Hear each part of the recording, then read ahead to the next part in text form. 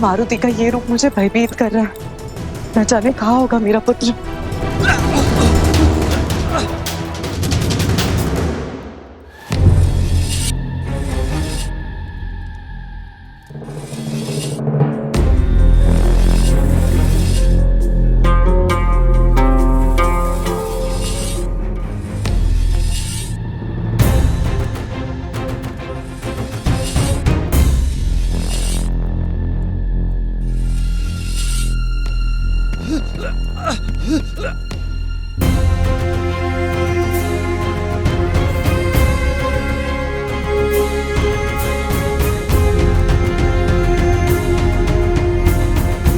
चोट लगी है उसे, अबोध है वो।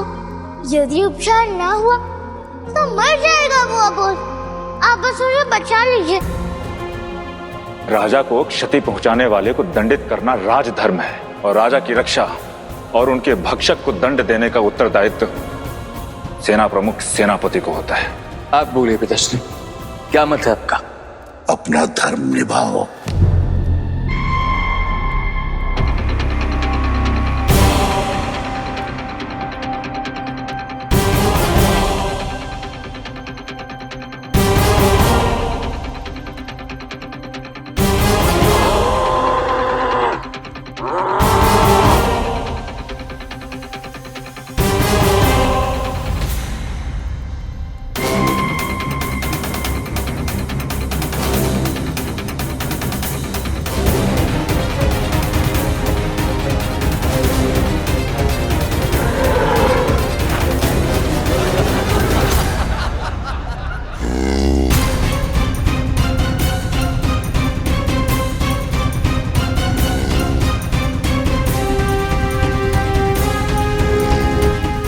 मैं तुम्हें कुछ नहीं होने दूंगा मित्र, ये अन्याय है।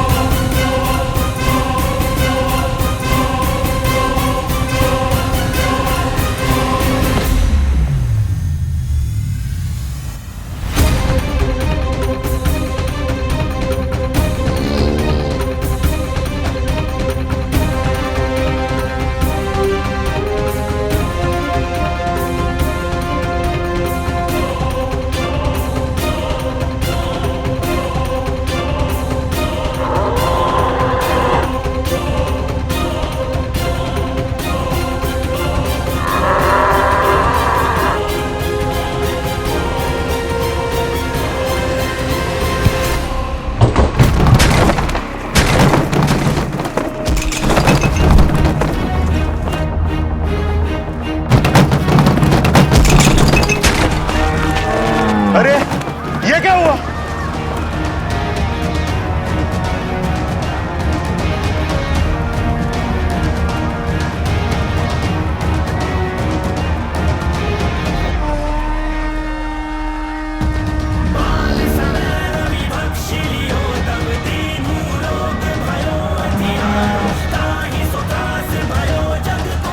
क्षमा कर ड्रोमेक्स, आने में देर हो गई। राष्ट्रीय विवश शास्त्रों के नियमों से बंधे हुए, किंतु मैं नहीं। मैं तुम्हें मुक्त कराऊंगा।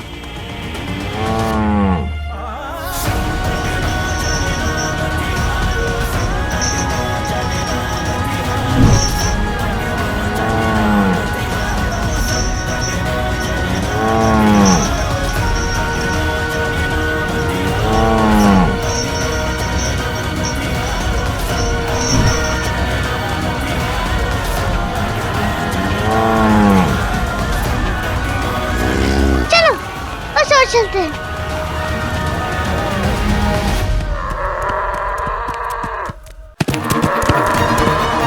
अरे वो देखो बैल भाग रहा है।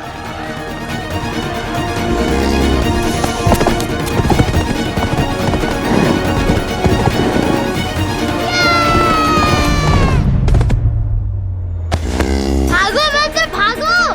केसरी नंदन विजयकर, तुम जाके राजकुमार बाली को सूचित करो, मैं उसे पकड़ता हूँ।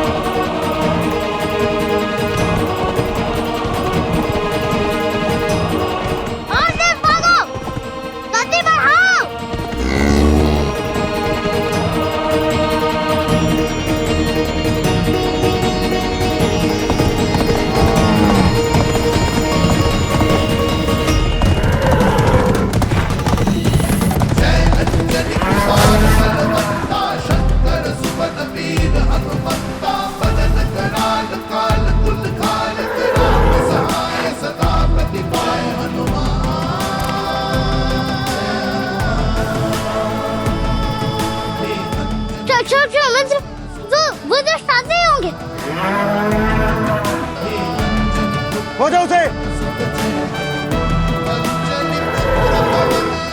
ये सवाल भयभीत होने का नहीं, भय से लड़ने का है। चलो नदी पार करो शीघ्र, नदी पार करो अन्यथा वो दुष्ट तुम्हें पकड़ लेंगे। नहीं जाना? परंतु क्यों? यही कहीं छुपा बैठा होगा, खोजो उसे।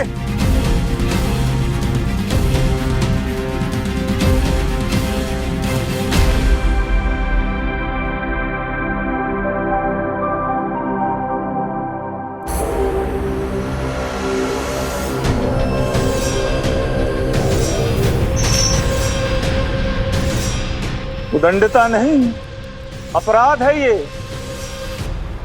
स्वयं राज के आदेश का उल्लंघन किया है उसने। राजद्रोह है ये, और राजद्रोह का दंड वो आप जानते ही हैं केसरी। चोट लगी है उसे, अबोध है वो, पीड़ा में है वो, आप बस उसे बचा लीजिए।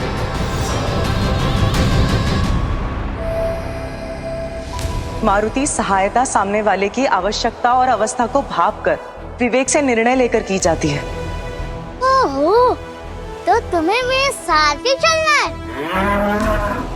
ठीक है, मैं तुम्हें नदी पार करवा लेता हूँ, किंतु चलकर नहीं। बोलो, है ना विश्वास अपने मित्र पर?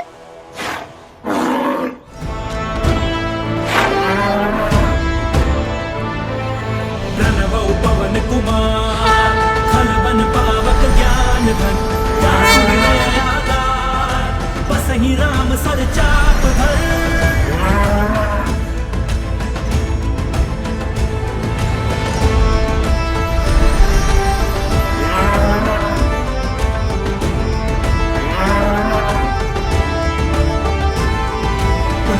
सिंधु सलिल सलील यशो वहिनी जगतात्म जया अनाय तनेव ददाहलम कालमालिकम प्रज्वलित राजनेयम।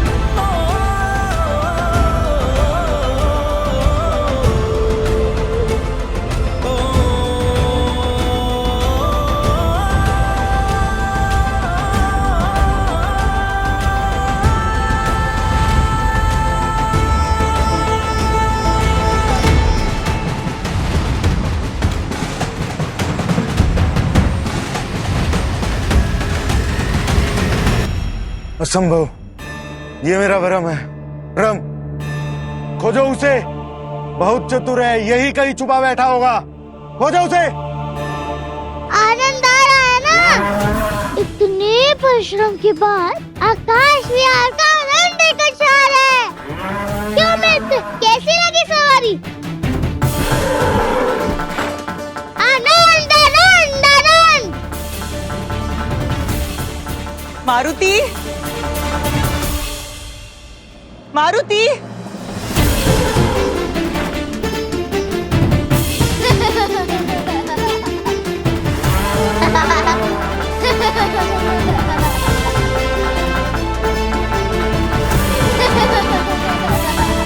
मारुति, अंततः तुमने इसे बचा ही लिया।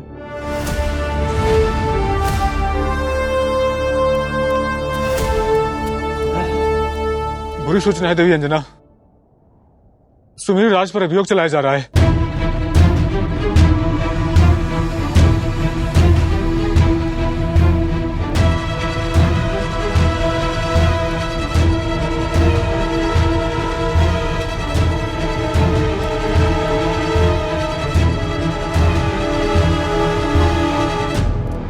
किस अपराध में? कुमार मारुति प्राणदंड से पहले बैल को लेकर भाग गए और बैल सेनापति जी की सुरक्षा में था।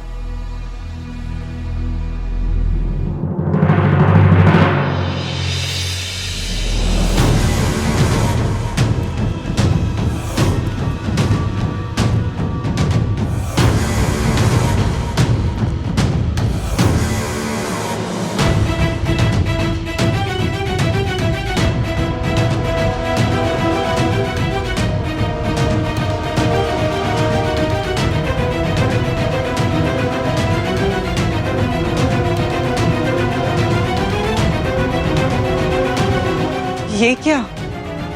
मेरे पति और किष्किंधा के सेनापति को अपराधी की बातें क्यों?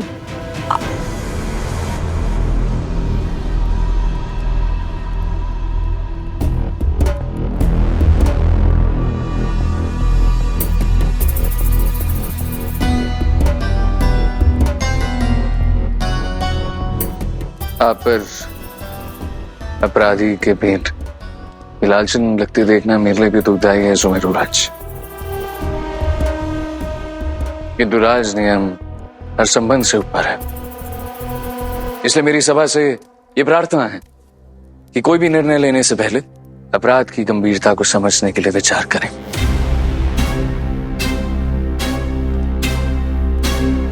उचित कहा राजकुमार। सेनापति सुमेरु राज, किष्किंधा में शासन और अनुशासन बना रहे ये आपका दायित्व है, किंतु आप अपने ही पुत्र को नियंत्रित करने में विफल रहे। एक अपराधी को बंदीगृह से भगाने का राजद्रोह किया है मारुति ने, राजद्रोह। अति सुंदर, ये स्थान तुम्हारे लिए उचित रहेगा। यहाँ जल भी है और स्वादिष्ट घास भी।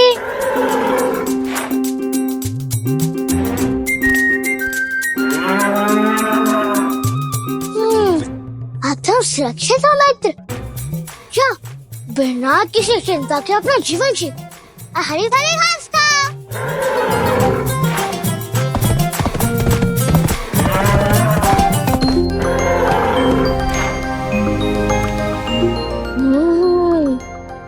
समझ में आया क्यों देवताओं ने मुझे इतने सारे वरदान दिए। हाँ, क्यों अनगिनत शक्तियों के उपहार मुझे दे रही है। अपने जीवन का उद्देश्य समझाऊं मैं, संसार की सहायता का कर्तव्य समझाऊं मैं, हनुमान होने का अर्थ समझाऊं मैं।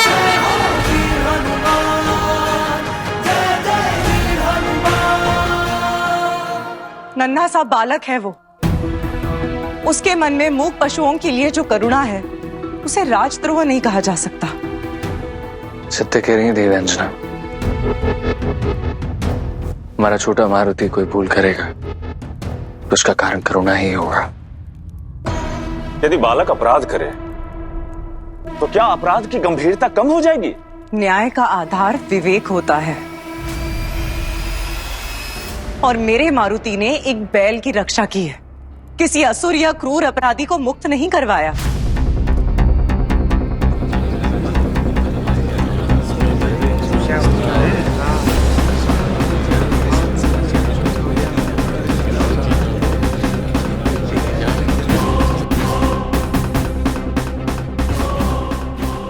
विषय केवल एक बैल को मुक्त कराने का नहीं है देवी। यदि सेनापति का पुत्र ही नियमों का विरोध करे तो प्रजा का कोई भी जन भावना को आधार बनाकर नियम भंग करेगा और इससे अराजकता फैलेगी। मारुति को दंड मिलना चाहिए।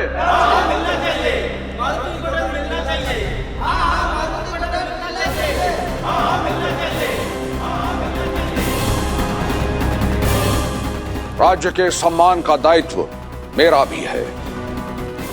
आप दंड निश्चित कीजिए, मैं सज्ज हूं।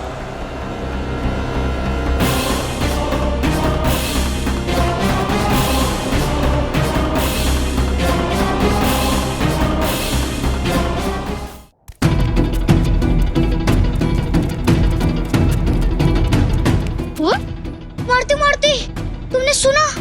तुमने जिस बैल को कारागार से मुक्त किया था उसका दोस्त सेनापति जी पर मंडरा जा रहा है। ये किसी निर्दोष के प्राण बचाना अपराध है तो वो मैंने किया है। कहाँ है मेरे पिताश्री? राजसभा में।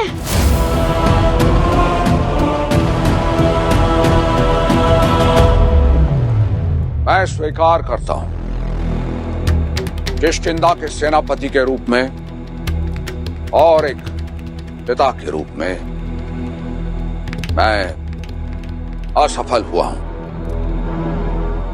मैं दोषी हूं।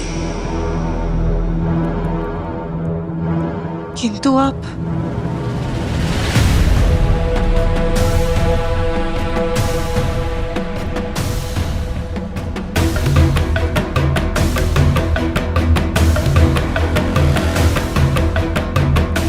दंड स्वरूप आप किष्किंधा और किष्किंधापति से क्षमा मांगेंगे।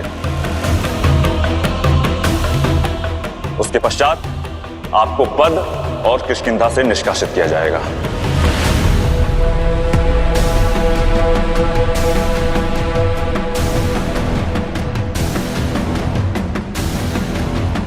ये अन्याय है।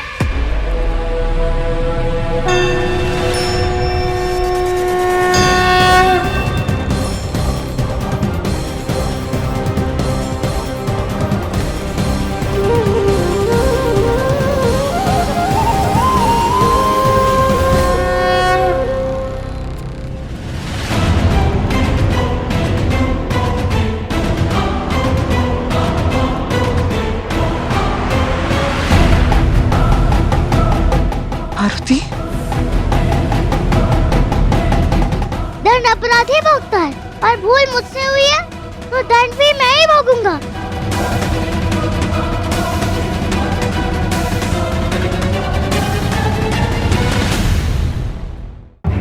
मारुति, घर जाओ इसी क्षण। मारुति, जिसे आप अपराध मानते हैं, ना यह उसकी भनक थी और ना ही इन्होंने उसका समर्थन किया। राज नियम समझने के पश्चात भी मैंने नहीं माना। और यदि उस निर्दोष को बचाना अपराध था तो आपका अपराधी मैं हूँ।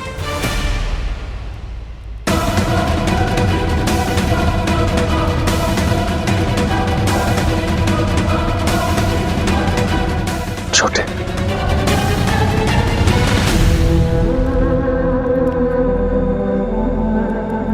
तुम्हारी भावनाओं को मैं समझता हूं छोटे। ये अपराध बोध नहीं है, किंतु केवल तुम्हारी दृष्टि में। अपने पिता को देखो, सबके समक्ष लज्जित हो रहे हैं, जैसे कि कोई अपराधी।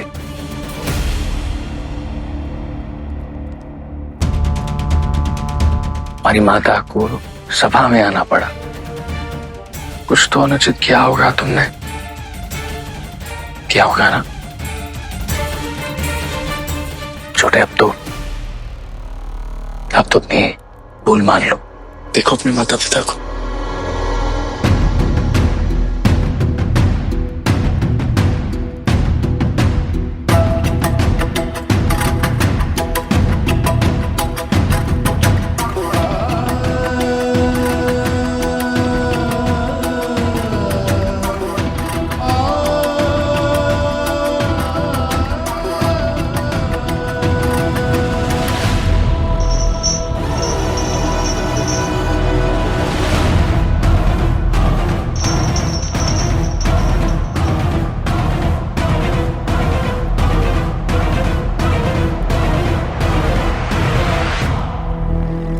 ये कैसा न्याय है? अपराधी को अपना पक्ष रखने का अधिकार है और जो पशु बोल नहीं सकता, वह विवाद नहीं कर सकता, उससे बचाने का मूल्य चुकाना होगा मुझे। मारुति मौन।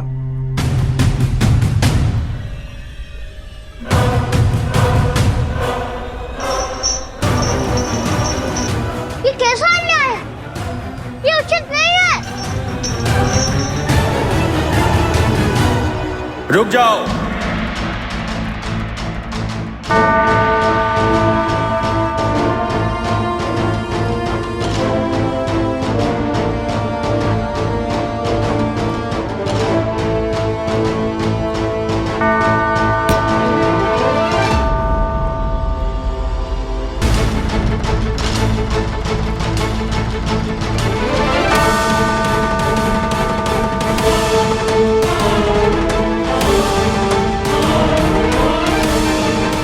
जामवंशी,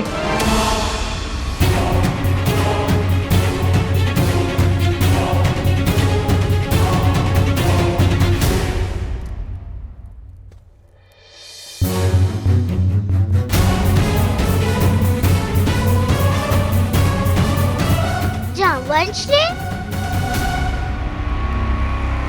क्या अनुचित कहा हनुमान ने अभिकार? एक निर्दोष जीव के प्राण बचाना अपराध कैसे हो गया? उस बैल के स्थान पर आप में से किसी का पुत्र होता और ठिठोली करते हुए राजा के रथ से टकरा जाता तो मृत्यु दंड स्वीकार करते आप? जामन श्री, यहाँ विषय राज्य प्रबंध और नीति नियमों के पालन का है, नैतिक शिक्षा के नहीं। बिना शुभ नीति के राज्य की कल्पना कैसे कर सकते हो कुमार वाली? वन में वास करने वाले वानर ही अन्य पशुओं की पीड़ा नहीं समझेंगे तो और कौन समझेगा? जो न्याय, विवेक और बुद्धि से ना किया जाए वो अत्याचार बन जाता है। बताइए राजकुमार वाली, आप कैसा न्याय चाहेंगे?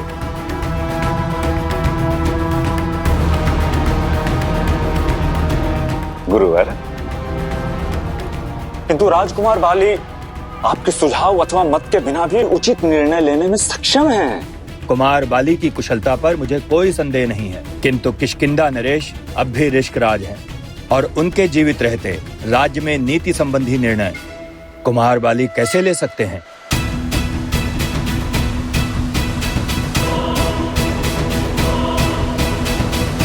किष्किंधा महाराज ऋक्षराज राज्यसभा में पधार रहे हैं।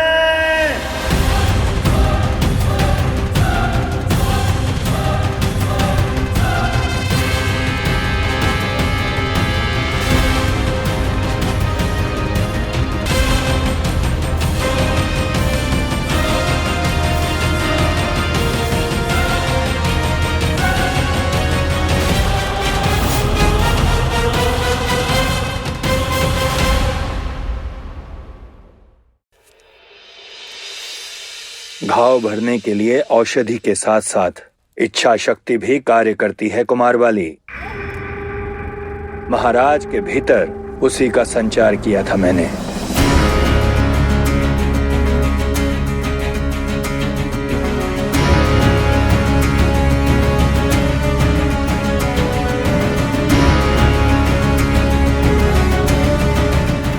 स्मरण है मुझे कि मुझ पर प्रहार हुआ था। घायल अवस्था में, क्रोध में, भय से भयभीत होकर प्रहार करना ये पशु की प्रवृत्ति है। क्या मैंने उसके संहार का आदेश दिया था?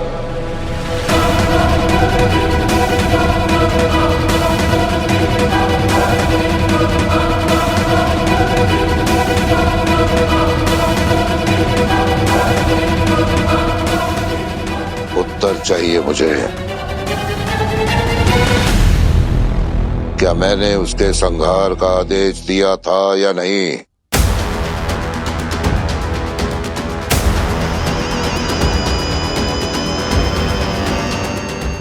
महाराज, आपने मुझे कुमार बाली का निर्णय स्वीकार करने का आदेश दिया था। कदाचित मूर्छित अवस्था में मस्तिष्क पर नियंत्रण ना रहा हो, परंतु अब मैं अपना आदेश लौटाता हूं।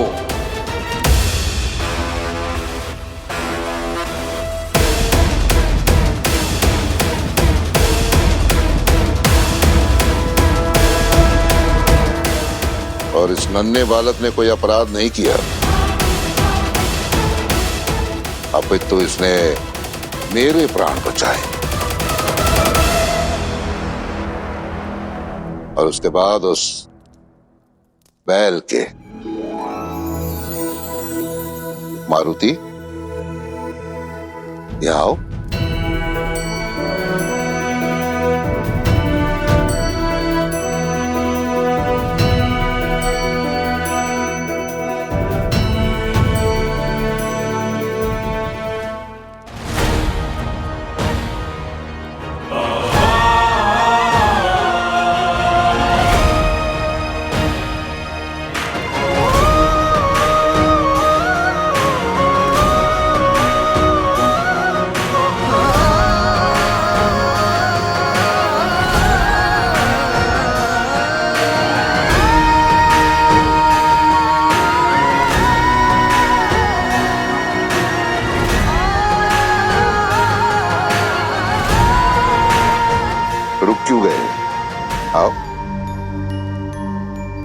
मेरे समीप आओ,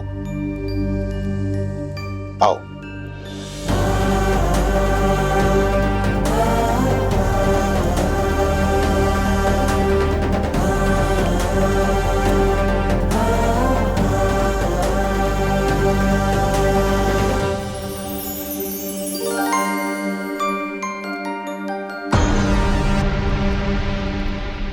मारुति ने किष्किंधा में एक पाप, एक अन्याय होने से बचाया।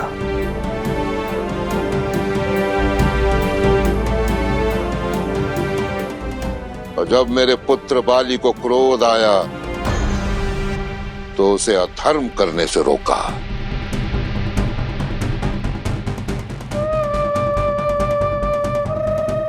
अधर्म। इसलिए आज के पश्चात संपूर्ण किष्किंधा में इस विषय पर कोई बात नहीं होगी। ये विषय यही समाप्त होता है।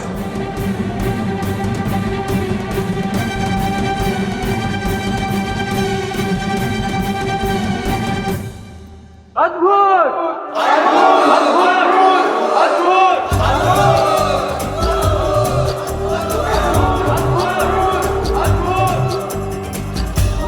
धन्यवाद महाराज।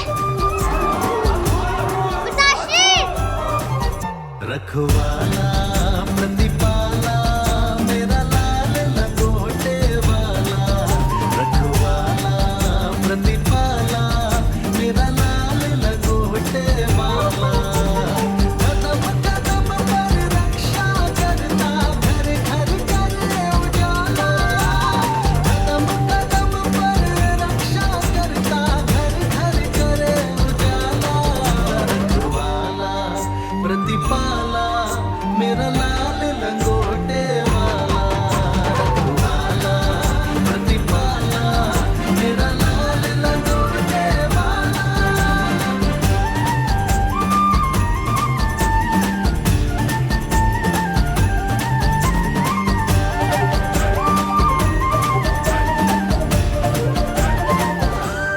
अपने पुत्र को क्षमा कर दीजिए पिताश्री।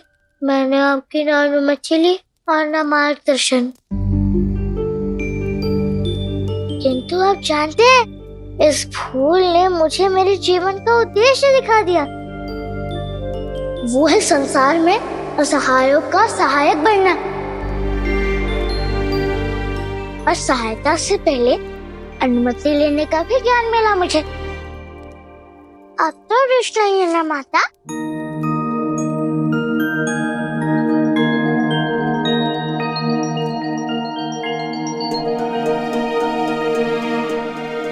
मेरा पुत्र।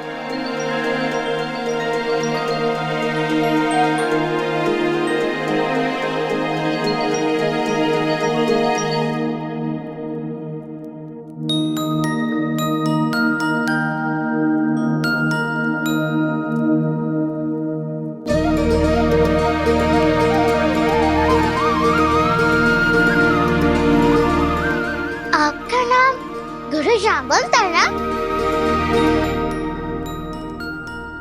अब तो आप किसी भी मूल्य पर मारुति को घर से बाहर नहीं जाने देंगी, है ना? नहीं, मुझे आभास हुआ है कि मारुति को अपनी ममता की छांव से बाहर कर सूरज की धूप का अनुभव लेने की आवश्यकता है। पर अच्छे मार्गदर्शन के साथ, ऐसे गुरु के सानिध्य में जो उसे वो सब सिखा सके जो कदाचित हम ना सिखा पाए।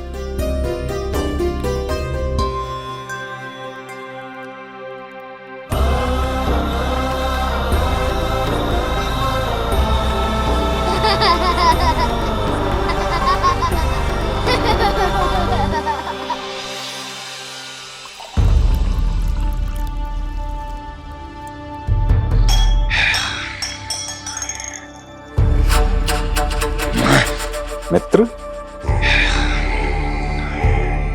आज मेरे पिता ने मेरे अवहेलना की, मेरे सभा में अपनी प्रजा के समक्ष निर्बल बना मित्र, निर्बल।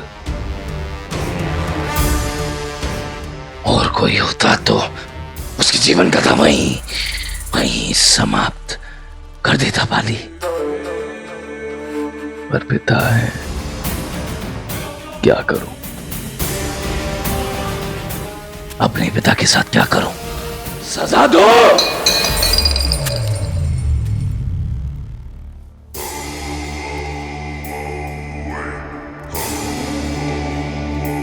किंतु मित्र, हमारी समस्या आपके पिता नहीं है, वो है ब्रह्मा के पुत्र जामवंत।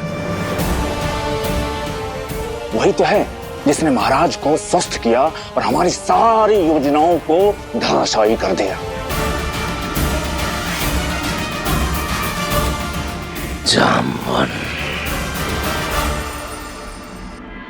बोलो पुत्री अंजना। जामवंत जी, मैं समझ चुकी हूँ। पुत्र के मुंह में उसे उसके उद्देश्य से नहीं भटका सकती मैं।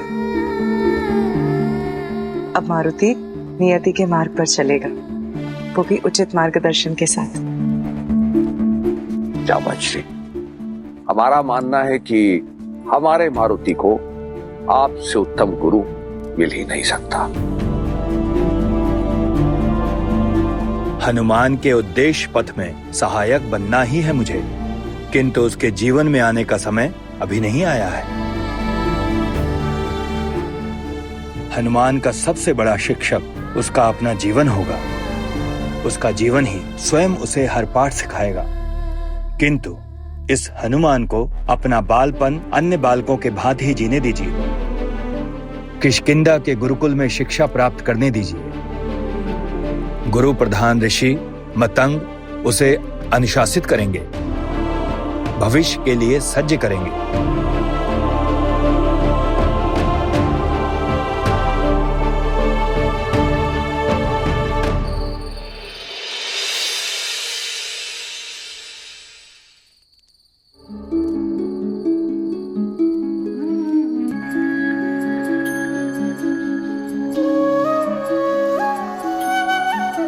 मारुति, देवताओं ने तुम्हें चुना है मारुति।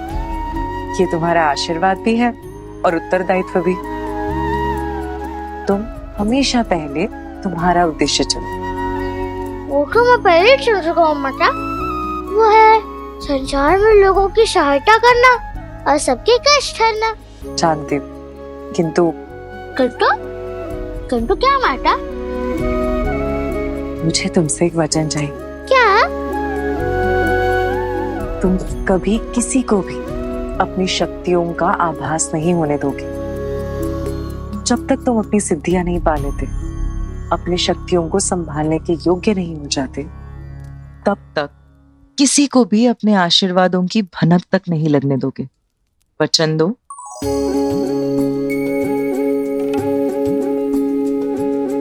जी माता, मैं वचन देता हूँ। जब तक मैं अपने उद्देश्य पूरा करने के लिए सज्ज नहीं हो जाता और ज्ञान से अपनी सिद्धियां भी अर्जित नहीं कर लेता, तब तक किसी को भी अपने सामर्थ्य के इतनी सी भी भनक नहीं लगने दूंगा मैं।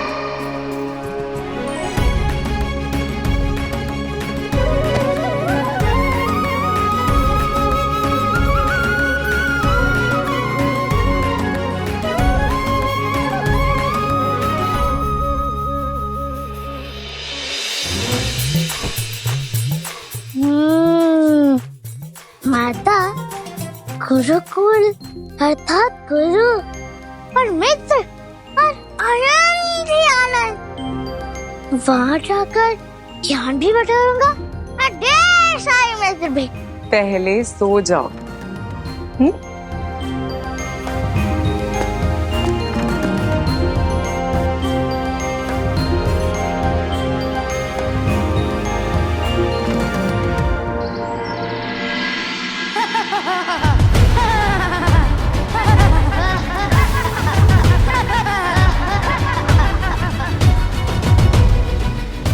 क्यों कायर सेनापति के पुत्र का मित्र बनकर ढोस जमा रहे थे?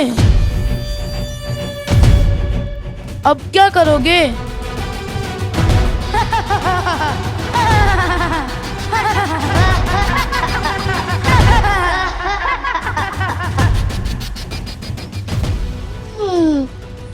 ये मेरी उद्देश्य की बेकार तो नहीं है, किंतु थोड़ी ठिठोली करने में कोई बुराई नहीं है।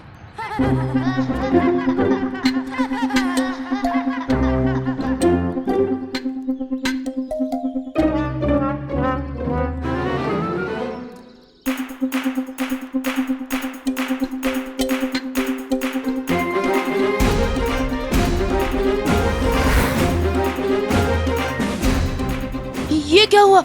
ये कैसा बल था? अब बताओ, अब क्या कर लोगे?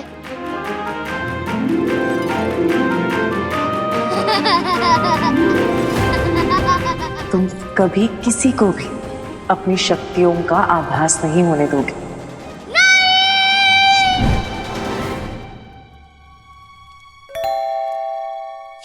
ये क्या सपना था? मैं तो माता को वचन दे चुका हूँ कि अपनी शक्तियों का प्रयोग नहीं करूंगा। महादेव, आपने तो कहा था कि मुझे वरदान अर्जित करने होंगे, किंतु माता को दिए वचन तोड़कर नहीं। हे महादेव, अपने इस नन्हे से छोटे से भक्त को संकट में मत डालिएगा।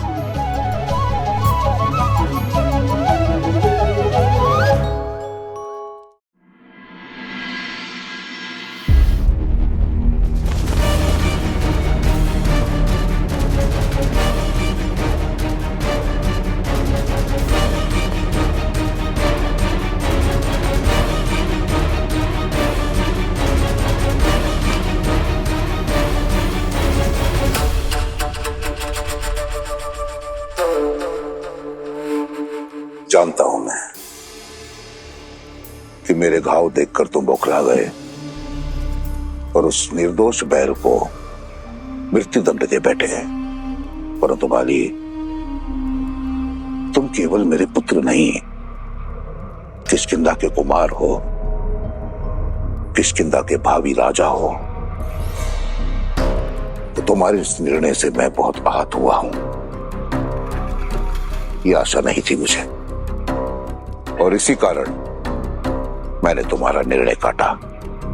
सदैव ही उचित अनुचित का उपदेश सुनते आया हूं। आज आपने मेरे निर्णय को अनुचित कहा, किंतु मैंने जो किया वो आवश्यक था।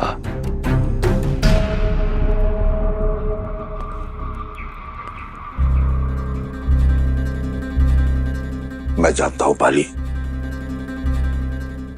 कि तुमने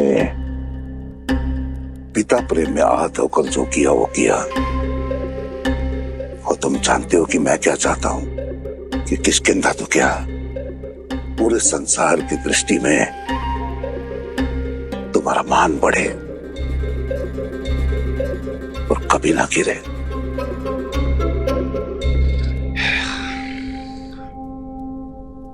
जब पिता ने सम्मान नहीं दिया तो राजा क्या देगी?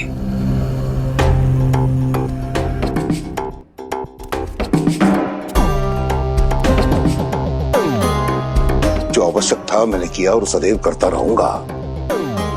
परंतु एक बात मेरे समझ में नहीं आई कि केसरी के साथ तुमने कैसा बैल पाल रखा है। ये सदैव स्मरण रखना पुत्र, मित्रता से जो लाभ होता है वह शत्रुता करना उचित नहीं है, और भावी राजा के लिए कदापि नहीं। समझ गए पुत्र?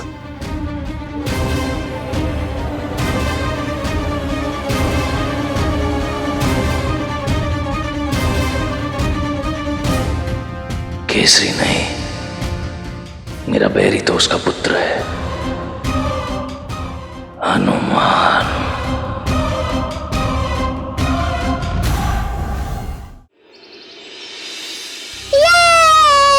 मैं गुरुकुल जा रहा हूँ, मैं गुरुकुल जा रहा हूँ। मैं गुरुकुल जा रहा हूँ, मैं गुरुकुल जा रहा हूँ। राष्ट्रा काकी, मैं गुरुकुल जा रहा हूँ। अधिक स्मरण मत कीजिएगा, नहीं तो मुझे हिचकी आ जाएंगी। पिताश्री। शुभ समाचार है मित्र।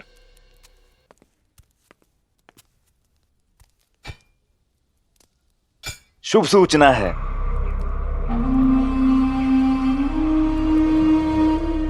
अब बोलो मित्र, क्या सूचना है? गुप्तचरों से सूचना मिली है मित्र कि आज हनुमान गुरुकुल जा रहा है।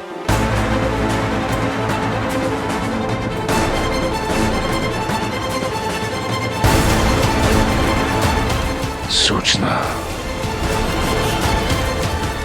अफसर, मित्र।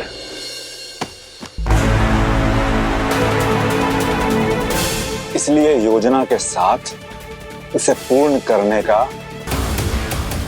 मार्ग साथ लाया।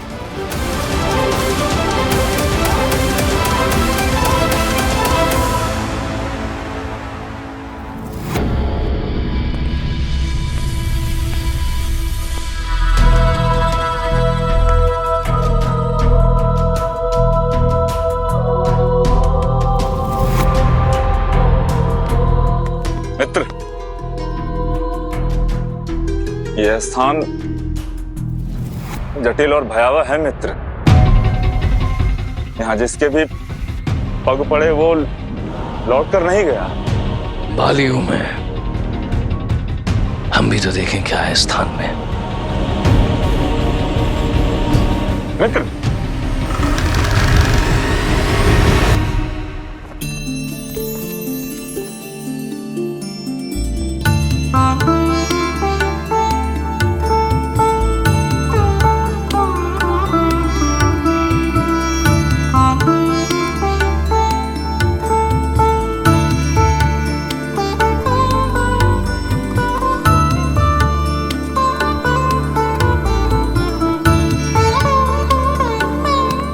मारुति, गुरुकुल के हर कोने में ज्ञान भरा है, हर दिशा से ज्ञान की गंगा बहती है। और एक सच्चा और अच्छा छात्र वही होता है जो पत्तों की सरसराहट से लेकर तारों की टिमटिमाहट तक सब जगह से ज्ञान पाने की इच्छा रखे। इसीलिए सदा सजग रहना, सदा सीखते रहना। तुम्हें ज्ञात है ना मैंने तुम्हें क्या सिखाया था? गुरु ब्रह्मा, गुरु विष्णु, गुरुदेवो महेश्वरा, गुरु साक्षात परब्रह्म, तस्मै श्री गुरुवे नमः। अति उत्तम। मारुति, गुरु को दिया सबसे बड़ा उपहार होता है उनका सम्मान, और गुरु का आदेश ब्रह्मवाणी। इसीलिए तुम सदा ज्ञान अर्जित करने की ओर अग्रसर रहना पुत्र। माता, मैं सब कुछ सीखूंगा।